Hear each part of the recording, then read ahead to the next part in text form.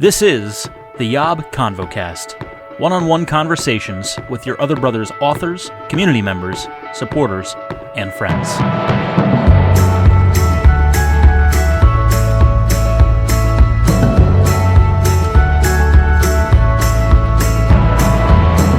What's up, friends? And welcome to the season finale of the YOB ConvoCast, conversations with everyone inside of YOB, everyone outside of YOB. This person, he seamlessly navigates both worlds. He comes in, he goes out. He's one of my favorite guests. He actually is the most recurring guest officially now of the ConvoCast, making his first appearance this season. I knew we couldn't get to the end without talking to him. I'm so glad he took the time away from diapers to talk to us today. It's our other brother, Nate. What's up, Nate?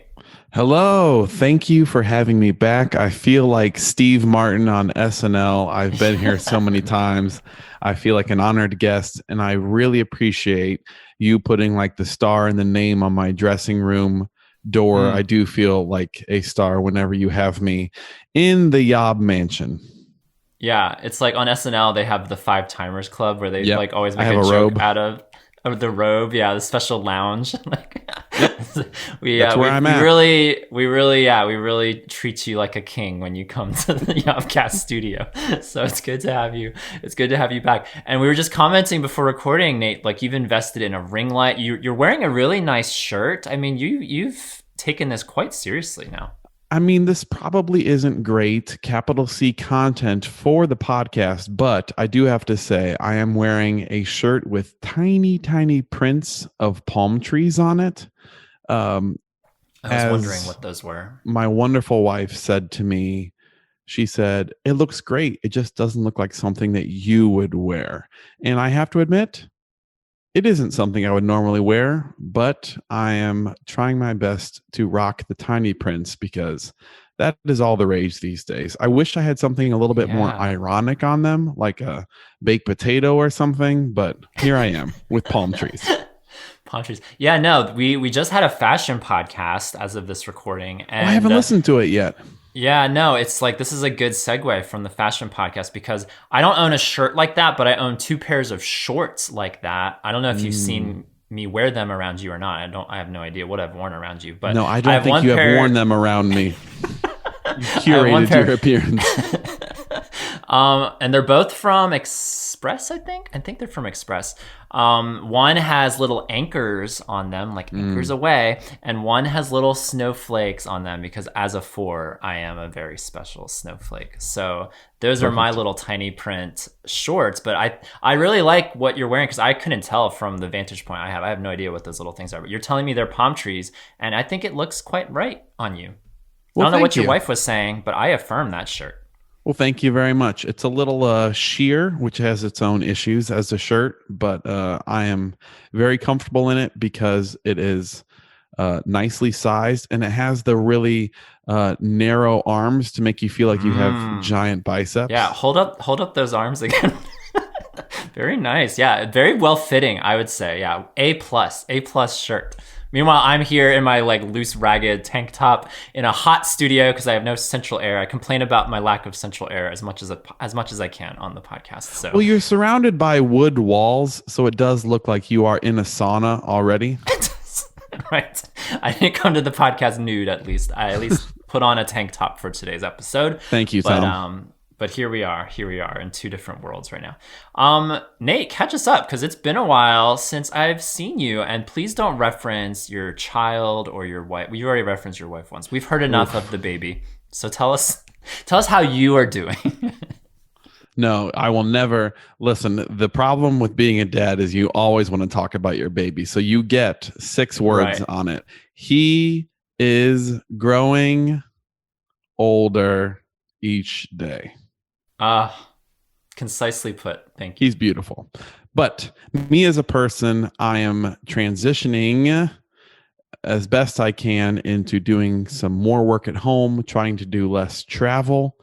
But the chalk world and for those who don't know, I'm a freelance artist that travels about from town to town, doing chalk art and creating 3D murals. Yeah, I picture you taking this big suitcase and just traveling to a new city and opening it up and colors explode like A the real Mary Harold Poppins. Hill of art. Yes, Yeah. exactly. Or the Music Man, or just going and spreading wonder wherever you go. Yes. So that is kind of what I've been doing. Not too much else is going on, except I'm now caught up on all my Disney Plus Marvel shows. So that's important for those who have, YOB questions and want to talk to me about Loki or WandaVision.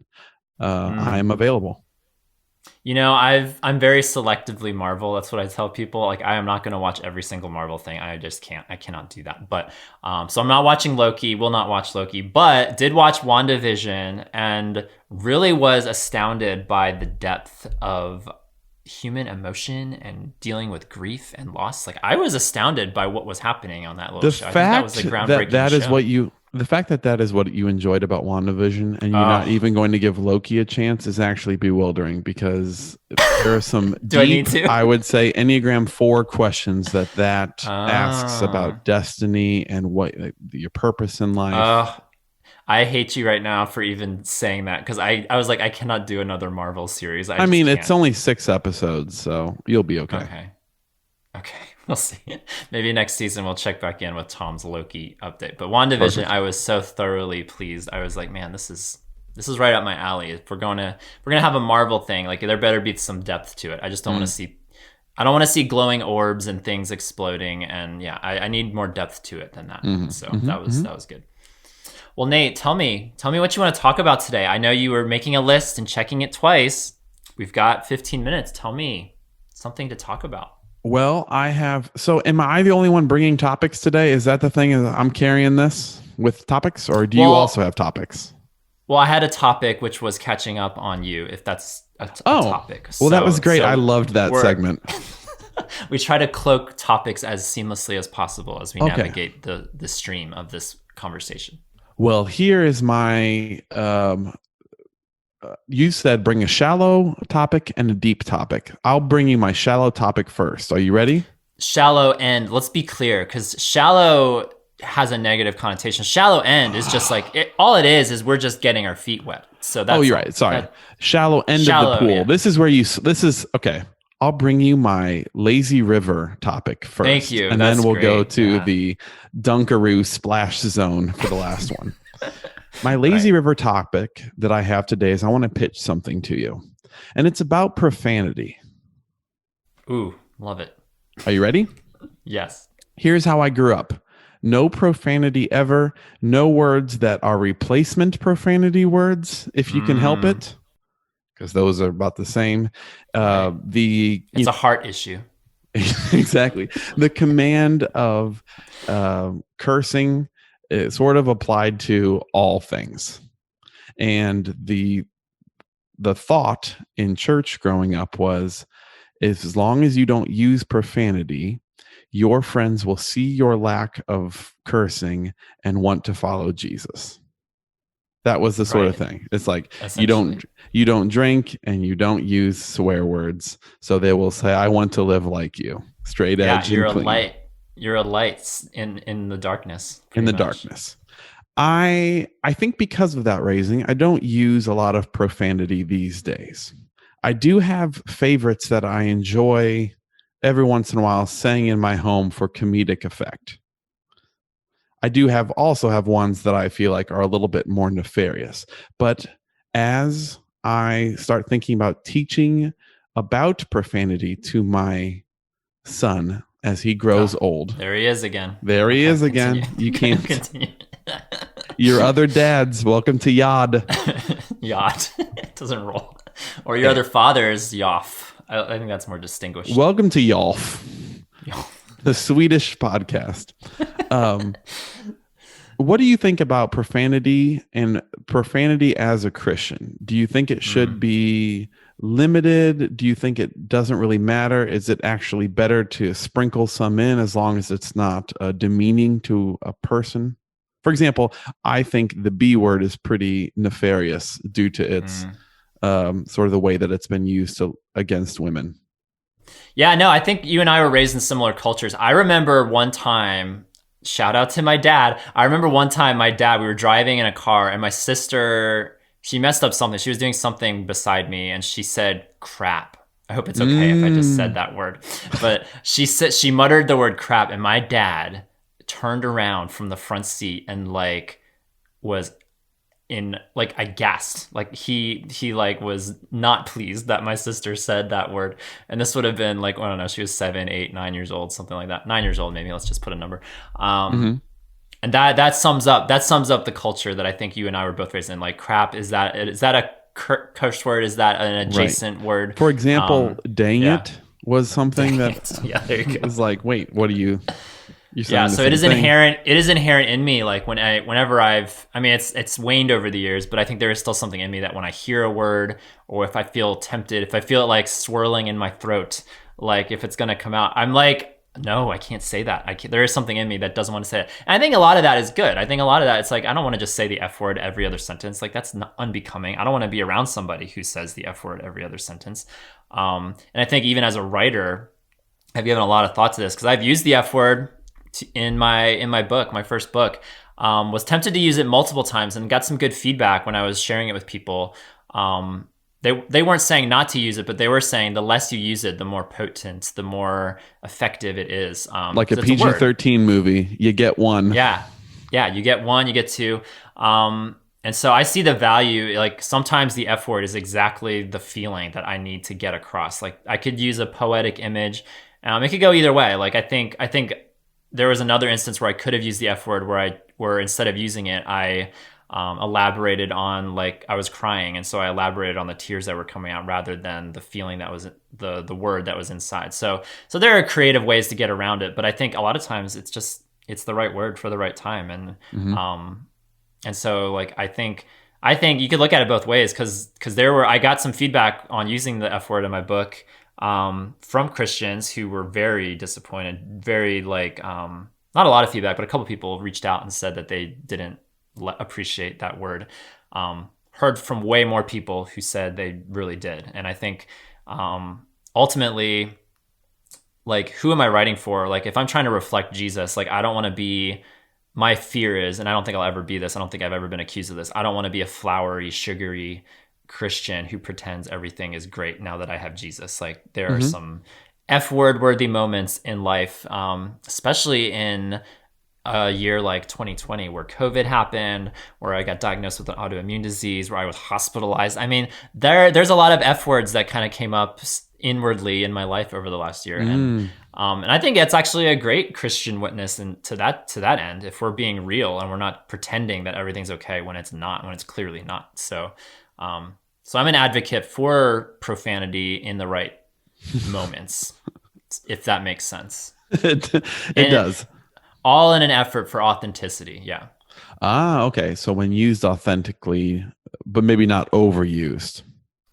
Yeah, I think it's, again, I inevitably approach this as a writer, as an artist. Like, if there's other ways to get the same point across, I encourage people to be creative. Like, don't just use the F word, 10, 15, 20 times in a book or in a song or in a whatever. Like, I think there's creative ways around it. And so that's kind of my approach, is like, if there's another way, I will explore that other way. But at the end of the day, it's my decision as an artist, as a writer, which words to use. And for YOB, for the podcast, I've made it just like a standard. Like, we're not going to use profanity on the blog or on the podcast because I just think it doesn't really fit what we're doing. And so that's just it can also be a stumbling block for people, depending on like people like us who've been raised in a way that, you don't want to turn people off to it just because it can be off-putting. Yeah. The reason why I wanted to bring it up is because here's my new thought on profanity. I want to leverage it when teaching it to a child as these are strong, powerful words. Now, just like anything that has a lot of power to it, it can be used for danger, right? Or it can be used for powerful emphasis. The fact that like these very strong words is that if you overuse them, it's your way in a lot of, imagine you were a tiny boy and I teach you, like, there are a lot of people that want to use these words because it brings power. But we as Christians, especially, we don't need to make our words like we are to mean what we say. and we are to be careful with our words because, like fire, they have the ability to burn. And so we don't need to sprinkle a bunch of these words in because, we don't have to sound more emphatic or more powerful. And that these words, especially, there are words, because profanity is like fire, it can burn others. So you have to be very careful with how you go about using it. But I think thinking of them not necessarily always as curse words, because I would say a lot of them are not for cursing, as in like the true biblical cursing something, versus these are strong words, and these aren't to be used, and especially for children, they're to be wielded by adults in a way because they are super strong and super powerful. And just like alcohol, we don't want you to just dabble lightly in them. Yeah. I find it funny though that this is your shallow end topic. This has like a gravitas to it, but this is like a walk in the park for you. Yeah, I mean, this is for me too. we're floating along in the lazy river, and I'm just talking about profanity in general and how to a lazy river of F words and B words and S words, and we're just dodging and we're having a grand old time. Yeah, no, this is good though because it's all about your audience too. Like I think the world, we're going to use Christianese language. When the world looks at a Christian, who's afraid to use certain words, I think it's a way to actually enhance our witness if they're used appropriately. If like you said, there's a power to it. A fire is a great example, to use a well-placed word that encapsulates a feeling. I also don't think you don't have to use it. I wouldn't want anyone who doesn't use profanity to be like, I need to start using it in order to make my words more meaningful or whatever. Yeah. I think it's just a bad feeling when talking to someone who's not a Christian and they use profanity and they go, oh, I'm sorry, I shouldn't have used that around you. To me, that feels like, oh man, like there's a disconnect, not a worldview disconnect, because there's already that, but a feeling that you're already worried that I'm judging you for your profanity. Yeah. Whereas I think Christians should be a lot more known for you don't slander someone else in front of a Christian, because a Christian will speak up and kind of stamp down gossip. And we should be people that are known for hey, they don't tolerate you tearing down someone else versus they don't tolerate you using the F word. Does that make sense? If there are things that we as Christians should be don't say that around them, it should be demeaning things about other people, that we stand up for others versus we stand up for clean language around us. Yeah, no, that's such an infuriating thing. The more I've gotten disenchanted with evangelicalism or just this whole world, it's people who will nitpick over using the F word in a book versus slandering certain subsets of people or gossiping about this other person in the neighborhood or in the church. That is such a disconnect for me. You are missing the forest for the trees. Is that how they say that? Is it through the trees for the forest? Forest in the One trees. Of those. There's a preposition in there. I know. There's something I knew when it was coming out of my mouth. I was I don't think that's entirely right, but I think the listeners will understand the gist of what I'm saying. Yeah. Yes. All right. Are you ready for my deep end? We have a few minutes. Yeah, we have. Okay. Yeah, we have five or so minutes. So go. All right. Here we go. Here's my question for you. Is real, meaningful, deep change possible in a person's personality weaknesses? Oh. So here is my question for you. There are things in my life, this is how it came up. There are things in my life that I struggle with. For example, there are certain responsible things that I tend to always forget, or I didn't renew that auto pay, and now oh, that's the worst. I'm late for something, or oh man, I'm things slip through the cracks, or I say I'm going to do something and then a couple weeks go by, I completely forget about it. And it's that sort of thing where, all right, it's very easy for me to say, Tom, I will record this YOB podcast with you. And then if I don't have it reminding me 30 minutes before, I just go on with my day, sort of thing. And at times I think, all right, I need to improve upon this thing. But my question to you is, how possible is it to change your, not necessarily the direction in your life, because I feel like that's mostly possible, but is like the weaknesses that you have, Tom, that you want to see improved. Other than like, I believe in like the transforming power of the Holy Spirit and God's work within us when it comes to overcoming sin. But I'm talking maybe a little bit less about like sinful stuff as weaknesses, stuff that you want to see as strengths. Like more character flaws or Yeah. things you're not as gifted in. I mean, I resonate with what you were saying about, I don't know if you would use the word forgetfulness or just like, especially the more involved Yob has gotten for me. Actually, this is a new development in my life that's kind of relevant actually. Because I have a big whiteboard on my wall where I like have a calendar of all the Yob events. And so that's helped me a lot just to visualize what's coming this week or this month or next month.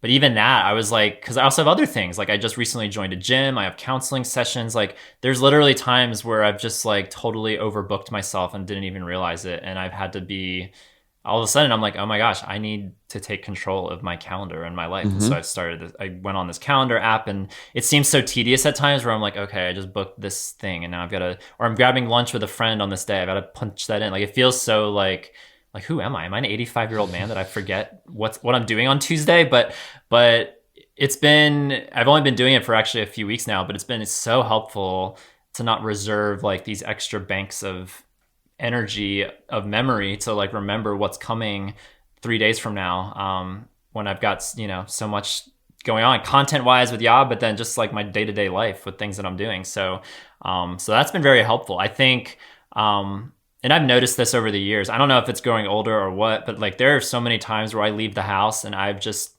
oh my gosh, I forgot my wallet.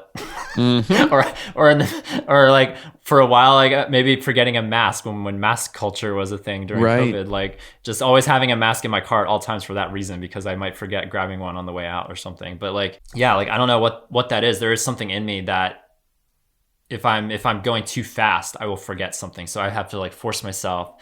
Like I will literally, when I'm putting my shoes on and putting my phone in my, like I will make sure I look around, scan the room, scan my environment, make sure, okay, do I have everything? Like consciously ask myself, do I have everything I need? Do I need to grab a snack? Do I need to grab a bottled water? Do I need to grab, it's just like, I don't know if that will ever go away. So to answer your question, I think I will always, not to forecast cynicism on my life, but I think I will always struggle to remember things. And so all I have to do though, to remedy that is like force myself to slow down, think about it, put it on the calendar, and I'll be fine.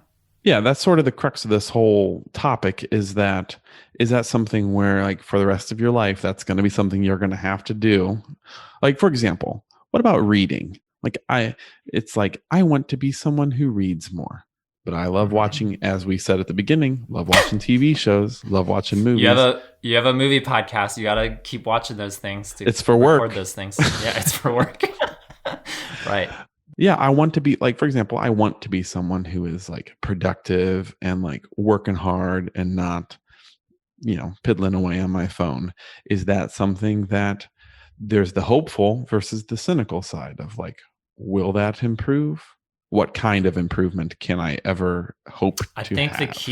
I think the key is not having an insane expectation that you're going to be reading someday. If you keep working hard at it, you're going to be reading 12 books a week, and you're just going to have I never want to do that. Walls of bookcases all over you. Yeah. And, but I think improvement is absolutely a thing. Like, cause I look at my life with the calendar and just being more conscientious of when I leave the house, like that's improved. Is it where I would like it to be, where I just don't have to stop and think? No, but to go even deeper, Nate, because we love going deeper. Like, so the other thing when I'm thinking about character flaws or things that I would love to improve on, I just have this innate, that's so funny. I have this innate sense of inferiority when I'm around other men, when I'm around you, when I'm around other men within Yob or just in general. Inevitably, there is something in me that feels like they are up here and I am down here. And with some men, it's like way down here. Some men, maybe it's just like a hair below. Now, Tom is when he says up here, he's putting his hand higher. And when he's putting down here, it looks about 6 inches. And then sometimes it's like 9 inches. All right, back to your podcast. Thanks for the commentary. Yeah. Yeah, there's always a sense that they're either more accomplished or more well-spoken or more attractive, or you name it. There's plenty of adjectives out there. That is something I just inherently feel. Maybe it's not as strong today as it was 10 years ago, 15, 20 years ago, certainly, but I think that is something that I've both experienced a lot of growth in, recognizing my worth as a man, my talents, my abilities. But inevitably, I think that is something I will struggle with, quote unquote, until the day I die. I think there's enough foundational things that happened in my childhood that I feel not worthy, that I think that is something I'm gonna have to always wrestle with to some extent. Now, maybe the Holy Spirit will completely remove that from me in the years to come. Who knows? I'm open to that, but that's in my just realistic mind. I think that's something that I'm just always gonna have to fight upstream against, to some degree. Right. And it hurts my Enneagram 7 heart to think that maybe it will always be that way. Maybe, yeah. I like the idea of a triumphant victory, defeat of the things that I dislike in myself, and a emerging of a new, beautiful Nate butterfly. I tried to portmanteau Nate and butterfly in my mind. That did not work. Naterfly is no good. Naterfly, yeah, I was about to say. That's nice the worst word. That is worse. Or a Nate moth. A Noth. Natoth. Coming out of my chrysalis. No, I'm not going to try anymore. I can't see the forest around the trees. Yeah, I can't see the forest above the trees. That's what they say. Yep. This is really relevant because I think as humans, we naturally want the clear, like, mountaintop view of, we went through something, it was hard, it was awful, but now we came out the other side and it's better. And I think a lot of areas of life we can experience that on some level. Maybe not a mountain, maybe more of a molehill. But I think in general in life, like, yeah, we're gonna struggle with stuff till the day we die, and we can make strides, we can make improvements, we can grow, we can go to counseling, we can process, we can have a lot of market improvement, but I think that's okay. It's okay to, like, not get to the mountaintop. You can climb up the mountain and still appreciate the vantages along the way. Right? It is true. And I was reminded that if you spend your whole life focusing on self-improvement, in a way, what you're kind of doing at the end of the day is you're like, I want to work to a place where I don't need my savior anymore. And that like, there's a sweet beauty to, like, hey, those things you struggle with, like, you are constantly reminded of your need for Jesus, and versus I can get in a real self-improvement cycle of, like, all right, I just need to, like, work on this, fix this. And then at the end of my life, I will ascend like Elisha to the heavens. Did you say Elisha or Elijah? I said "sha," but I'm not. Incorrect. It should be "ja." You and today, lose everything. You lose Christianity today, but at least you didn't swear.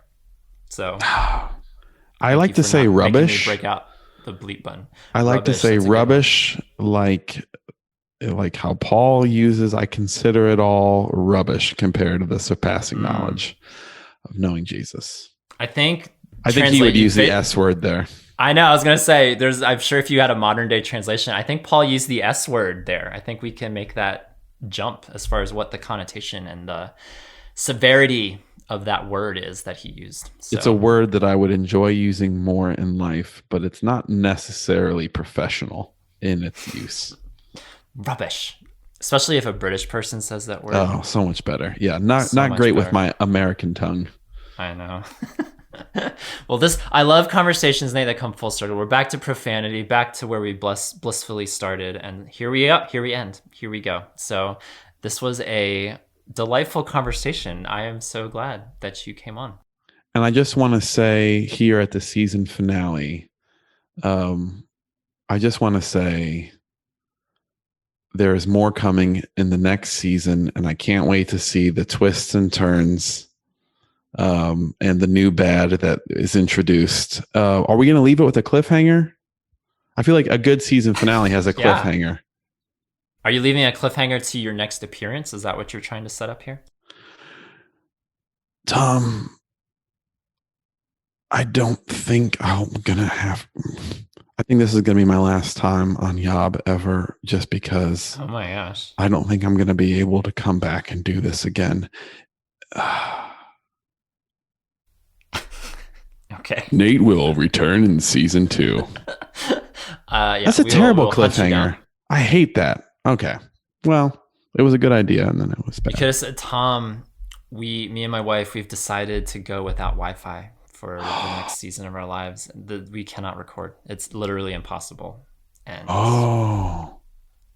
so now the cliffhanger is I will have to come physically visit you in order to, or you'll have to come bring your Mary Poppins suitcase on an adventure to come visit me in order to record this podcast.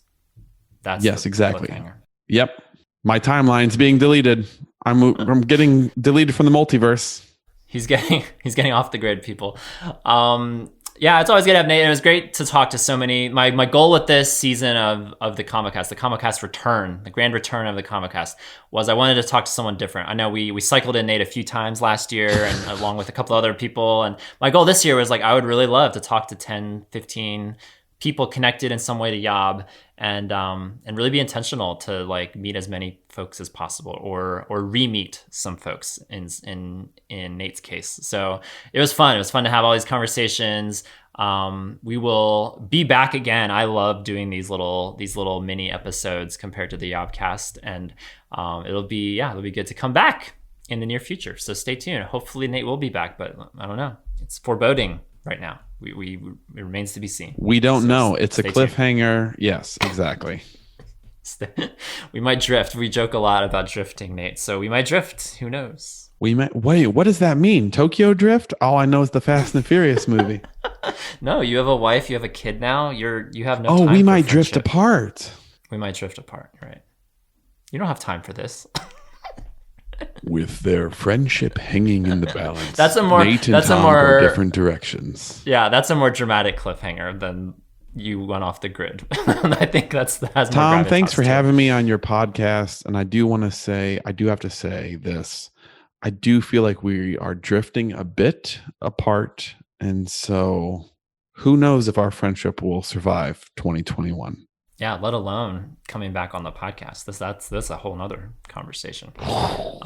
We'll see. So until we cast our next convo, everybody, thank you for journeying with us. We will be back very soon. Happy summer vacation, everybody. Don't forget to see the forest over the trees.